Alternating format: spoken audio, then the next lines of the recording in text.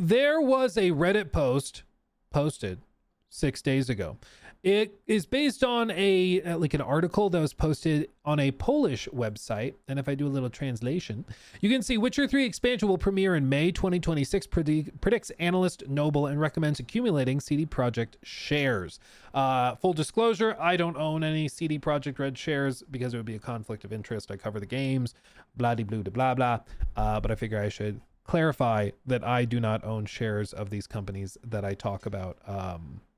Not like directly. I own, like, my retirement account has like the S&P 500. So I guess technically if there's something like Microsoft is within that, I guess technically I indirectly own shares, but I'm not like trading these companies, if you follow my drift. But what does this individual say about all of this? Well, it's interesting. So the release of the new expansion pack for The Witcher 3 is scheduled for May of 2026. And if you missed it, yes, there actually is a DLC planned. Like, they're doing a DLC for The Witcher 3. And my understanding is that it's intended to be a connecting thing narratively between Witcher 3 and Witcher 4. So it's supposed to set up The Witcher 4 narratively speaking with like the canon ending and set all of that. So Mateusz Chrzanowski, an analyst at Noble Securities, has updated the schedules and budgets for CDPR's flagship projects in his latest report.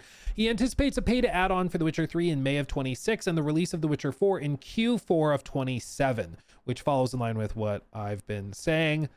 Slam dunk, as it were. It also, I'm sorry, I have to bring it up. My hope has been that we get like a face-off, just like The Witcher 3 versus Fallout 4. My hope has been that we get a face-off across like Witcher 4 and Elder Scrolls 6, because I think that'd be thoroughly fascinating to see how those compete against each other. Looks like, realistically, it's still probably about a year apart, because I think the earliest we see Elder Scrolls 6 is probably late 28. I don't think we see it in 27. Would love to be wrong, but you know, time will tell. But it continues on. Along with significant increase in production and marketing costs for the entire trilogy, further down the line, there will be the Cyberpunk Orion with multiplayer component and reshovels at Sirius and Canis Majoris. All this will take place amid market competition with GTA 6. Noble Securities report was made public on December 16th, shortly after Strefa Investorov published an interview with Mateusz in which he revealed some details of his assumptions, including, among other things, he suggested that one of CDPR's unannounced projects was the DLC for The Witcher 3, which would serve as a bridge between the final part of the previous trilogy and a new opening of the saga with simultaneous launch of The Witcher 4 campaign. What he said was that he expects another paid DLC for The Witcher 3 to be released in May. We anticipate sales of 11 million copies at $30 each, so this is expected to be a $30 paid expansion.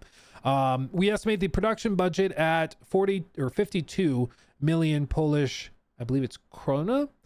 The release should kick off the actual marketing campaign for The Witcher 4, which would be interesting because if they do this, they do say a contracted marketing cycle for The Witcher 3 DLC in May. We could see, I mean, that would give it like a year and a half of marketing. That's not insane. GTA was announced 2 years ago, like at this point. So a year ago? No, 2 years ago. I don't even know at this point. Who knows? But it's like, it's not insane to have a year and a half. BGS has been doing like a decade for Elder Scrolls 6, technically. So there you go. There you go.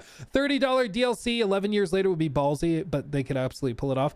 What I find so interesting, and the reason I've been skeptical of all of this for so long, is because CDPR made a very public transition into Unreal Engine, like very public. They're like one of the big companies doing it with Unreal and with Epic Games.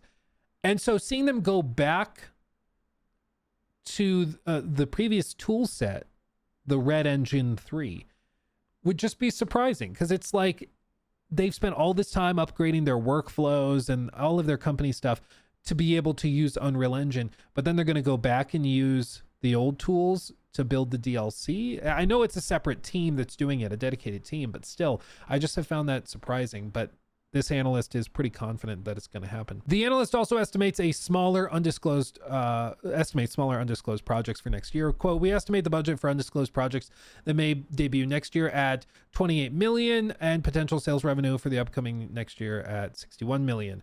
Witcher 4 at the end of 27 and a higher price tag for the trilogy. Following statements by the company's management that The Witcher 4 will not be released before 2027, Noble Securities has extended its production cycle estimates by 1 year and now expects the game to be released in Q4 of 27, which it roughly lines up with everything else that they're doing because they've been pretty clear. You know, the thing with some big companies like an EA or an Activision when they were publicly traded is that when they do these earnings calls, they have so much going on that they don't have to go into too much detail. CDPR is relatively specialized. Like, they don't have a ton of IP. It's not like they're juggling Madden and FIFA and all this other stuff. So they are able to keep it pretty well focused, you know? And as a result, when they do earnings calls, they get asked about Witcher 4, the next Cyberpunk, like what else? What else is there to talk about? So that's generally where we get more details and more information about their plans. So none of this is particularly like surprising. Orion with multiplayer premiere on the 10th anniversary of Cyberpunk. Dude, it's so insane to think of Cyberpunk 2077 as having a 10th anniversary and releasing a sequel on that day. Do you not feel so old? Bro, dude, they want to release... He's saying that they think they're going to release it on the 10th anniversary. I feel so old. Regarding the sequel to Cyberpunk, Noble Securities points out that the team working on the project as part of the studio's second key franchise consists of 135 people and is expected to double in size within 2 years. Quote, the desire to integrate multiplayer mode into the production prompted us to to extend the production time beyond the state resulting from the progress of work on Benchmark W4. As a result, the budget has grown to 1.5 billion Polish krona, and we expect the release in Q4 of 2030, the 10th anniversary of the original game. Let me see, what does that translate to? So about $400 million is what it would roughly translate to in terms of budget. Woof. Okay. What else? Sirius, Canis Majoris, and Hadar shifts and reorganization in the pipeline. As for progress on other projects, there are still no breakthroughs inside. The number of developers working on Sirius and Hadar increased by 14 and 11 at the turn of the year. Meanwhile, Fool's Theory team working on the Witcher 1 remake has been moved to support W4 or Witcher 4, from which it will draw assets. As a result, we are postponing the release dates of Sirius and Canis Majoris, the Witcher 1 remake, by 1 year. To 2028. We have also lowered the price of both games by $10 and expect the production budget by the expected production budget by 50 million. Hadar remains in the pre-concept phase, so based on the duration and conceptual work in the case of Orion, we are postponing the debut by 2 years to 2032. Woof. So they're adding a lot of time. They think all of these projects are getting postponed and delayed. Because when we did our video like 3 weeks ago or 4 weeks ago covering the timelines for all of this stuff, it was much more ambitious than this. A lot more stuff was launching in the late 2020s, but they're expecting a lot of it to get delayed and pushed out. Interesting. Quote, the battle for supremacy with GTA 6. The broker's analyst places Witcher 4 in the broader context of market forces. The gaming market is awaiting the release of the next installment of the GTA series, which is currently scheduled for November 19th of 2026. In addition to rumors of a possible price hike for the game, which is a benchmark for other AAA productions, investors may also see confirmation of an upward shift in the ceiling for game sales volume. This would confirm the trend seen on Steam, where the biggest hits are reaching ever higher maximum player peaks in the Golden Joystick Awards 2025. The Witcher 4 lost by only 2 percentage points to GTA 6 in competition for the title of the most anticipated game, which illustrates the scale of the brand's development and its potential, which is crazy. I didn't know that it only lost by 2 points. That's insane. The Witcher 4 lost by 2 points to GTA 6. GTA 6. Golly. I feel like AI wrote this. This is just how analysts write, dude. It's miserable. It's crazy. Yeah, they talk like robots. What does this mean for investors in the short term? Yeah, the important question. What does this mean for investors? In the short term, DLC for The Witcher 3 potentially in May of 26, and smaller projects may keep the fire burning before the release of The Witcher 4 and help achieve financial goals of the incentive program. In the medium term, the release of Witcher 4 potentially in Q4 of 2027 and larger budgets, a significant increase in scale, but also in sales expectations. In the long term, Cyberpunk Orion Q4 of 2030 with multiplayer component and postponed Sirius, Canis Majoris, and Hadar. So Sirius, Canis Majoris, 2028, Hadar 2032. The pipeline is long with significant expenditures, campaign synergies, and technological base of The Witcher 4 may amortize the cost of subsequent releases, which I think is part of the goal. Like, they want to pump out a full trilogy of Witcher games within like 6 years. It's a lot. It's a lot. To put that in perspective, if they kept that pace for Cyberpunk, we would have already gotten Cyberpunk 2 and Cyberpunk 3 would be coming out next year. That's the pace that they want to do for The Witcher. Okay. Is that even possible? On paper, I think so. Because the point of all of this stuff they're doing with Unreal is that they build out tools and assets and all this stuff, so each game can just be sort of a refinement on the previous one, just ramping it up. And that should allow them to work faster and more dynamically and scale much better. But I mean, it requires a lot of very tight organization, and I mean, they just it has to be very well run. It has to be very well produced and organized, and that's one where, I mean, they did do major reshuffling and reorganization after Cyberpunk, so it's not impossible. We've looked at those videos of the game director for Cyberpunk's Phantom Liberty expansion and how he basically untangled the mess that was the company as it grew. So I think it's possible on paper, but that assumes that there's no other hiccups that come along. I mean, you never know. It could be that maybe there's some new technological development or there's some new something or other that comes along with the next gen of consoles that throws things for a loop and makes it harder to develop for them or something, and that causes delays. You just never know. But I think what they're doing now is they've already said that The Witcher 4 is going to be developed for primarily like base PS5. That's what they showed off in that Unreal teaser.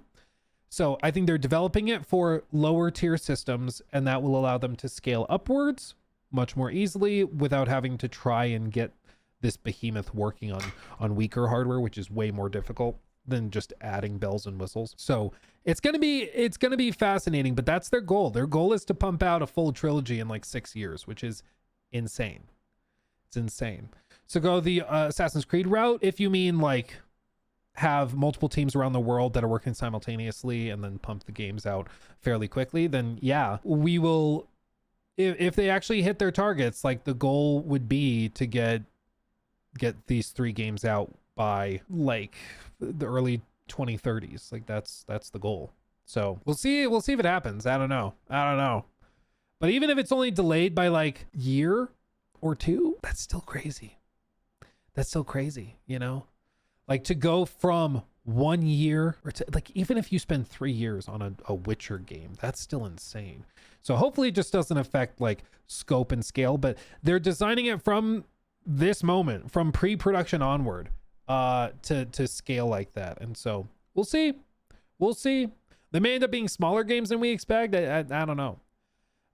But the main takeaway from this is, of course, that the analyst expects a paid expansion to The Witcher 3 that connects the 2015 game to The Witcher 4, and that it will kickstart the marketing cycle for The Witcher 4 going into 2027, which would be wild because this is expected to launch in May, which would put it about a year and a half before the expected launch of The Witcher 4.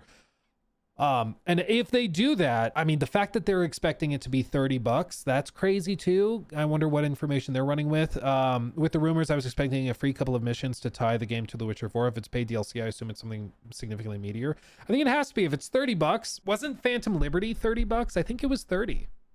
I'm pretty sure. So that's the scale that they're talking about. The analyst is talking about. I'm not sure if they, like the company, if CDPR is going to do that, but that's the scale. If we get actual DLC 11 years later, I don't even know how I'd react. That's unheard of, but I'll be there day one. Damn, Cyberpunk Orion isn't coming out until 2030. Just imagine that 10 years. Yeah, game development takes longer, way longer these days, but still, damn. Well, they also are building literally a new team and studio to do it. So the teams in Boston and is it Montreal? They have a brand new team that they're building to do the Cyberpunk stuff. So the team in Poland are the ones doing the Witcher stuff, and then they are literally building a new company effectively to do the Witcher or to do Cyberpunk stuff. So they're starting from literal scratch, but that means that they can build a studio and the people within the studio specifically for Cyberpunk, which I think could be a good thing. So I'm excited. As for Warsaw's also working on Cyberpunk 2. Yeah, so the way that they described it is that, like, I don't know what the exact translation would be, if it's like strike teams or because the team in America is also doing support work on some other things. Vancouver, that's the other place they're in. Let's see. Yeah. So their expectation is that they will work in tandem with Warsaw, but their primary focus is to work on Project Orion. So primary projects associated with CD Projekt Red Boston is Cyberpunk 2, followed by continued work on Project Sirius. You can see Untitled, The Witcher game, pre-production phase. So you know, they're all gonna help each other with various things, but that's the idea. At least that's the idea. So we'll see. If they launch a $30 DLC for The Witcher a decade after launch, it will be very surprising. I think it needs to be big, because that puts it on the tier of like some of the biggest expansions they've ever done. So the expectations will be high, but you know, if anybody can pull it off, it's probably them. Let's be honest. He took my thing.